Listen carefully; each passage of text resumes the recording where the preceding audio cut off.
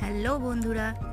বন্ধুরা, আগের ভিডিওতে তো বলেই দিয়েছিলাম বাকিটা দেখাবো নেক্সট পার্টে, কিন্তু এই পার্টেও পুরো ভিডিওটা কিন্তু নেই, কারণ ভিডিওটা ছিল অনেকটাই লেন্দি।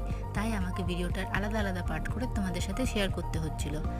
যাই হোক, এদিকে দেখো গোকুসোনা উঠে পড়েছে, আর গোকুসোনা একবার উঠে গেলেই আর রক্ষে নেই। যে যেদিকে থাকে সবাই চলে আসে ওর কাছে। আর এখানে তো দেখতেই পাচ্ছ আমরা দুজন মিলে লেগে পড়েছি ওর পিছনে।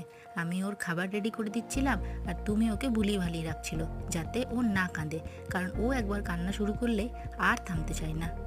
উফ বাপরে, শান্তি ওর মুখে খাবারটা তুলে দেওয়ার পর। এবার আমি চলে গেছিলাম আমার ব্রেকফাস্টটা সেরে নেওয়ার জন্য। ব্রেকফাস্ট সেরে গোকুসোনাকে নিয়ে একটু খেলু খেলু করতে শুরু করেছিলাম। জানো তো, ওর সাথে অনেকগুলো কথা বলছিলাম, আর ও এমনভাবে শুনছিল যেন ও কতই না আমার সব কথা বুঝছে। এরপরে কি হলো জানতে চোখ রেখো নেক্সট ভিডিওতে। ভালো থেকো, সুস্থ থেকো তোমরা সবাই।